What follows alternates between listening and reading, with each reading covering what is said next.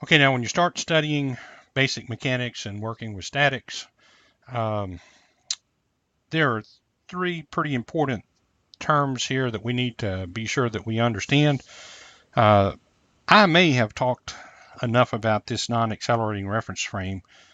Maybe I've talked about that almost as much as I need to, but it's possible to work these problems uh, in an accelerating frame of reference. Now, when you do that, then that's where things like inertia forces and maybe centrifugal forces and all these other terms come into play because you're trying to reference things according to an accelerating reference frame. Imagine we're sitting in a car driving down the road and we're going 60 miles an hour down the road, straight line.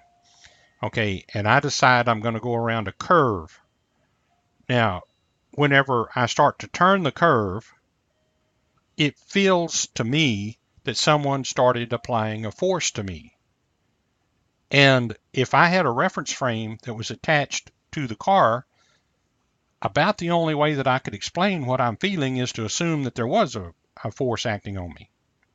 However, if I had a reference frame attached to the road on the outside of the car, I would realize that there is no force that's acting on me, but what I'm doing is I'm resisting motion, and it appears to be a force because if I'm referencing to the inside of the car, which is an accelerating reference frame as I go around that corner, it's not clear at all what's happening.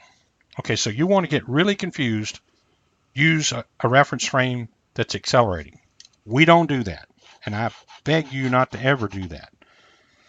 So, non-accelerating reference frame, that's the way we do it.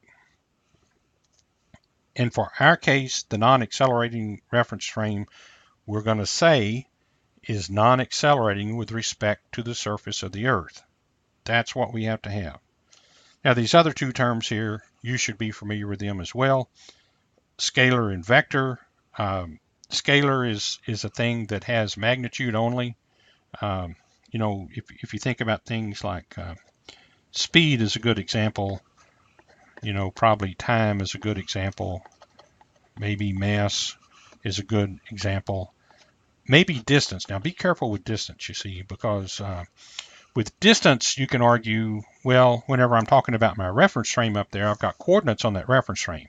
Okay, so if I talk about a vector that goes from this point to that point, then that becomes a vector and it has magnitude and direction. But that's not what I'm saying. I'm saying distance. Okay, so like this ruler that I have right here is a 6-inch ruler, and along that length is 6 inches, and no matter what I do with it, I'm just saying its length is 6 inches, and that's all I know is that from here to here is 6 inches, and that's it. Speed, if I tell you I'm driving down the road 60 miles an hour, you say, well, is that a velocity or speed?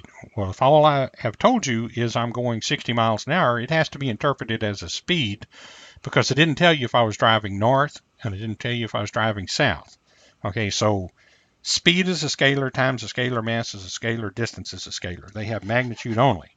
Vectors, on the other hand, have both magnitude and direction. So if I say there's a point here and there's a point here, and I'll call this point A, and I'll call this point B.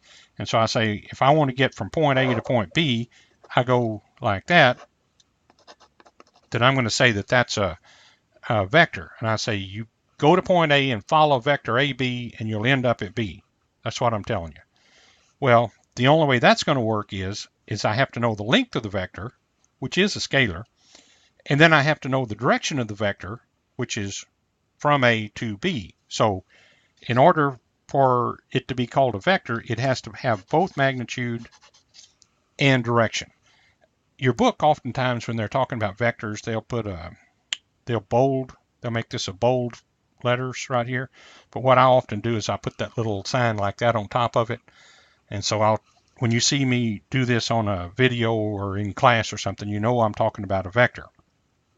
If I want to talk about the length of that vector, what I would do is kind of do that, and that says I'm talking about the magnitude of vector AB, which is a scalar. See, so if you have any hesitancy about what scalars and vectors are, you need to read through the book and make sure that you've kind of got that down.